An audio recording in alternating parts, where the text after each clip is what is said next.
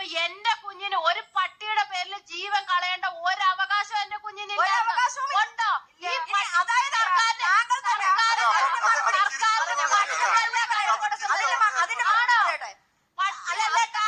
ജീവിക്കുന്നത് മനുഷ്യനാണ്.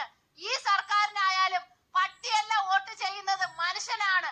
ഇപ്പൊ 2 മാസം കഴിഞ്ഞ് ഇലക്ഷൻ വരും. സുഹൃത്തുക്കളെ, ഈ ഒരു ആയമ്മയുടെ മോന്ത നിങ്ങൾ കൃത്യമായിട്ട് ഓർക്കണം, കൃത്യമായിട്ട് മനസ്സിലുണ്ടാവണം. ഇതേപോലത്തെ വേറെ എണ്ണം കൂടിയുണ്ട്.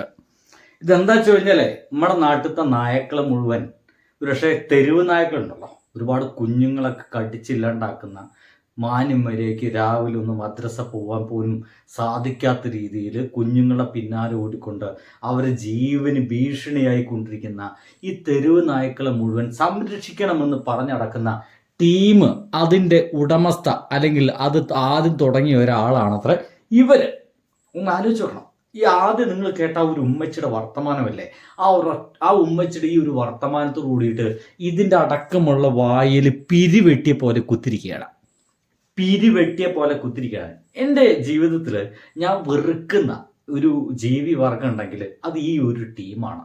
ഈ എന്താ പറയുക, അഭിനവ നായ ഭക്തരെ എനിക്ക് 5 പൈസയ്ക്ക് ഇഷ്ടമില്ല എന്ന് മാത്രം ഞാൻ വെറുക്കുന്നൊരു ടീമാണ്. കാരണം ഇവരുടെ ലൈഫൊക്കെ വൺ സെറ്റപ്പാ. ഇവർ നിരത്തിലിറങ്ങി നടക്കേണ്ട ഗതികേട് ഇവർക്ക് ഉണ്ടാവില്ല. ഇവർ 24 മണിക്കൂർ ഒരു പക്ഷേ ചിലപ്പോൾ കാറിലൊക്കെ ആയിരിക്കും സഞ്ചരിക്കുന്നുണ്ടായിരിക്കുക. അതുകൊണ്ട് തന്നെ തെരുവ് നായ ഒന്ന് ആക്രമിക്കുമെന്ന് പറയുന്ന ഒരവസ്ഥ ഇവരുടെ ജീവിതത്തിൽ വരുന്നില്ല എന്ന് ഒന്ന് മനസ്സിലാക്കുക.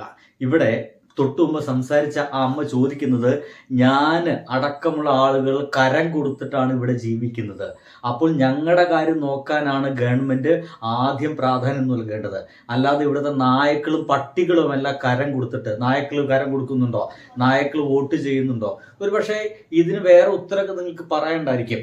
പക്ഷേ ഈ അമ്മ പറഞ്ഞ ഉത്തരം കറക്റ്റാണെന്ന് തന്നെ പറയണം. കാരണം അതോട് കൂടിയിട്ട് ഈ വർഗത്തിൻ്റെ നാവൊക്കെ അടഞ്ഞു പോയി എന്നുള്ളതാണ്. ഈ അമ്മയുടെ ആ ഒരു പറഞ്ഞ ആ അമ്മയുടെ കുഞ്ഞ് മരിച്ചുപോയി. സങ്കടകരമാണ്. ഡോക്ടേഴ്സ് ആ കുഞ്ഞിനെ പരിശോധിച്ച് അവസാനം അമ്മയോട് പറഞ്ഞത്, ഇനി ആകെ 6-7 ദിവസം മാത്രമാണ് നിങ്ങളുടെ കുഞ്ഞ് ജീവിച്ചിരിക്കുള്ളൂ, കുട്ടിക്ക് ആഗ്രഹമുള്ളത് മുഴുവൻ വാങ്ങിച്ചു കൊടുക്കണമെന്നാണ്. ഈ അമ്മ ചോദിക്കുന്നു, ഞാൻ എന്താണ് എൻ്റെ കുട്ടിയുടെ ആഗ്രഹം, ഞാൻ എന്താണ് നിറവേറ്റേണ്ടത്, ആ നിമിഷങ്ങളിൽ ഞാൻ എന്ത് നിറവേറ്റാനാണ്? ആ ഒരു കുട്ടിയെ അങ്ങനെ നോക്കിയിരിക്കുന്ന ആ ഒരു കുഞ്ഞ് നിമിഷങ്ങൾക്കകം മരിച്ചു പോകുന്ന ആ അമ്മയ്ക്ക് അറിയാം.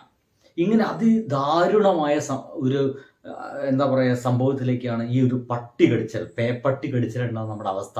എന്നിട്ടും നമ്മുടെ ഇന്ത്യയുടെ ഈ നിയമം കാരണം, നീതിന്യായ വ്യവസ്ഥ മറ്റൊക്കെ പ്രശ്നം കാരണം നമുക്ക് ഈ നായ്ക്കൾ ഒന്നും ചെയ്യാൻ കഴിയില്ല എന്നുള്ളതാണ്.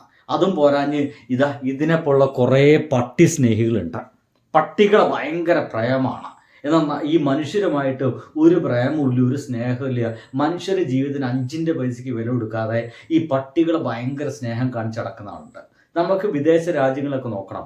അധീകരിച്ച് വരുന്നത് ഏത് മൃഗമാണോ, മനുഷ്യന് അപകടകരമായിട്ട് വരുന്ന ഏത് മൃഗമാണോ, ആ മൃഗത്തൊക്കെ കൊന്നുകളയാനുള്ള ഒരു നിയമമൊക്കെ അവിടെ ഉണ്ട്. നമുക്കിവിടെ നായ്ക്കളൊന്നും തൊടാൻ പറ്റില്ല എന്നുള്ളതാണ്. എന്തായാലും നിങ്ങൾ ആദ്യം ആ അമ്മയുടെ ഒരു വർത്തമാനം നിങ്ങൾ തീർച്ചയായിട്ടും കേൾക്കണം.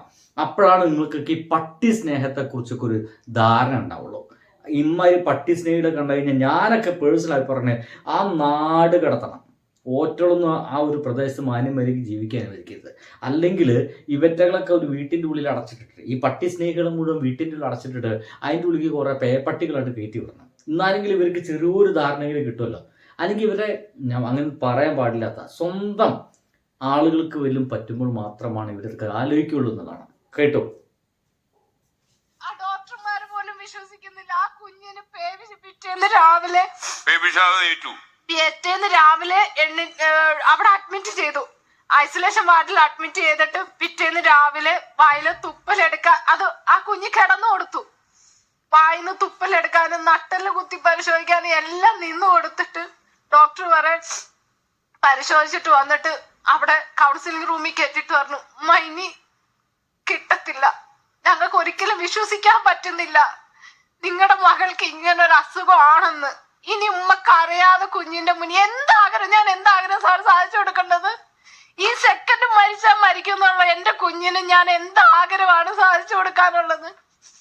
അതിനൊക്കെ ഉത്തരവാദിയാണ്. പറഞ്ഞാൽ ഇതുപോലുള്ള കണ്ണുനീരുകൾ ഇനി നിലത്ത് വീഴാതിരിക്കാനുള്ള നടപടികളെ ചിന്തിക്കാൻ വേണ്ടി ഞാൻ എന്റെ കുഞ്ഞിന് ഞാൻ എന്റെ സിസ്റ്ററിനോട് പറഞ്ഞു. അവിടെ ആ മനുഷ്യൻ പറയുന്നത് ഇത്തരം കണ്ണുനീരുകൾ പുറത്ത് വീഴാതിരിക്കാൻ വേണ്ടിയിട്ട് ഇനി പ്രായോഗികമായിട്ട് ചിന്തിക്കേണ്ടത് എന്താണ് നമ്മുടെ പ്രായോഗികത, എന്താണ് പ്രായോഗികത?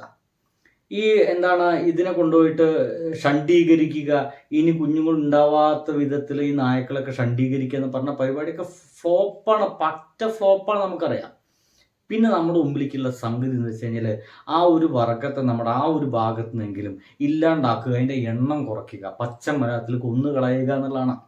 ഇതിന് സമ്മതിക്കുമോ? നമ്മുടെ നിയമം ഇതിന് അനുവദിക്കില്ല. ഈ നിയമം എന്തിനു വേണ്ടിയിട്ടാണ് നമ്മുടെ നിയമങ്ങളൊക്കെ നിൽക്കുന്നത് എന്നതാണ്.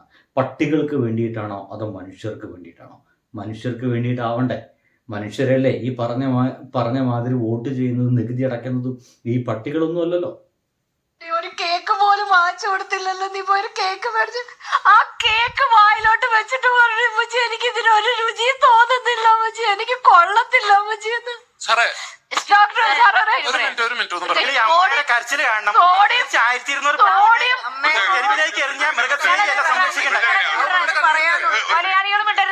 കണ്ട ഈ ഇതിനെ കണ്ട, അടുത്തൊരു മൃഗസ്നേഹിയ കൊലയാളികൾ മിണ്ടരുത് എന്ന്. ആ മനുഷ്യൻ ഞങ്ങളുടെ കുറച്ച് നായ്ക്കളെ കൊന്നു കളഞ്ഞിട്ട് തോന്നുന്നുണ്ട്. കൊന്നു കളയണമെന്നേ. മനുഷ്യന് അപകടകരമായി കാണുന്ന എല്ലാത്തരം ഇത്തരം നായ്ക്കളൊക്കെ കൊന്നു കളയുക തന്നെ വേണം എന്നാണ് എൻ്റെ ഒരു പേഴ്സണൽ അഭിപ്രായം കേട്ടോ. പക്ഷേ ഇവർക്കൊന്നും അത് മനസ്സിലാവില്ല. ആ അമ്മയുടെ കണ്ണുനീര് നമുക്ക് കണ്ടിരിക്കാൻ പറ്റില്ല. അവർ കുഞ്ഞ് മരിച്ചുപോയി, എന്നിട്ട് ഒരു നാണവും ഉളുപ്പും മാന്യതയുമില്ലാതെ ആ അമ്മയുടെ മുമ്പിൽ ഇരുന്നിട്ട് പോലും നായകൾക്ക് വേണ്ടി വാദിക്കുന്ന ഇത്തരം നാറുകളെ എന്താണ് വേണ്ടത്? അതാ ഞാൻ ചോദിക്കുന്നത്. ഇത്തരം നാറുകൾ എന്താ വേണ്ടത്? ആ അമ്മയുടെ കണ്ണുനീരൊക്കെ നമുക്ക് ആ ഒരു വീഡിയോ നിങ്ങൾക്ക് കണ്ടിന്യൂസ് ആയിട്ട് കണ്ടു തീർക്കാൻ കഴിയില്ല. ആ അമ്മ പറയുന്നത് സ്വന്തം കുഞ്ഞ് മരിച്ചുപോയ ആ ഒരു നിമിഷങ്ങൾ ഓർത്തവർ പറയുകയാണ്. എന്നിട്ടാണ് ആ പാവം ഉമ്മച്ചിയുടെ മുമ്പിൽ നിന്നിട്ട് ഇങ്ങനത്തെ കുറെ നാറി പട്ടി സ്നേഹികൾ ഈ പട്ടി വർത്താനം പറഞ്ഞുകൊണ്ടിരിക്കുന്നത്.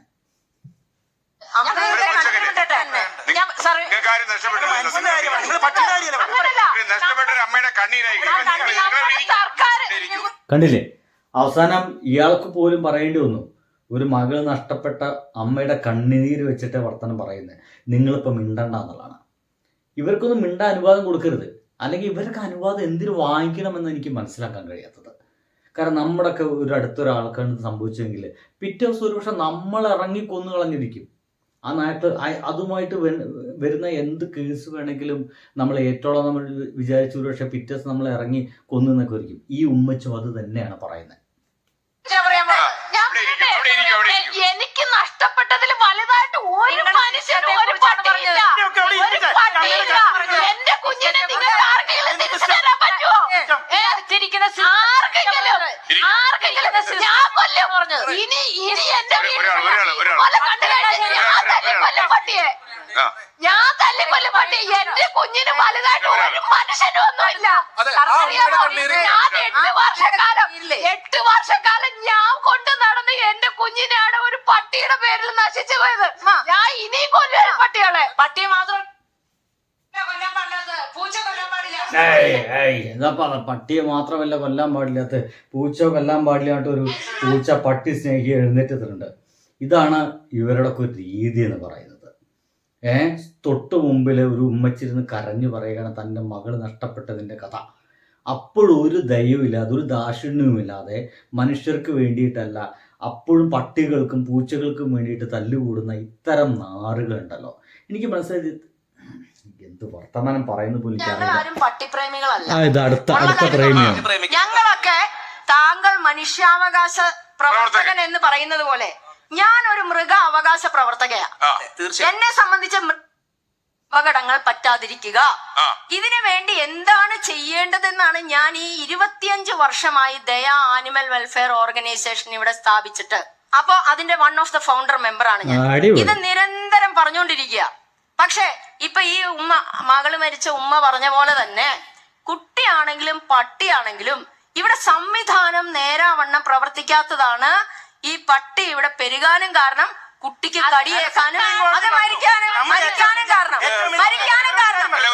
ഇവർക്ക് നേടവും കരം കൊടുത്ത് ജീവിക്കുന്ന, ഞാനും കരം കൊടുത്ത് ജീവിക്കുന്നത്. അപ്പൊ എന്റെ കുഞ്ഞിന് ഒരു പട്ടിയുടെ പേരിൽ ജീവൻ കളയേണ്ട ഒരു അവകാശം എന്റെ കുഞ്ഞിന് ഉണ്ടോ?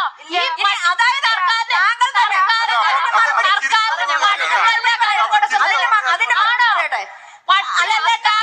ജീവിക്കുന്നത് മനുഷ്യനാണ്.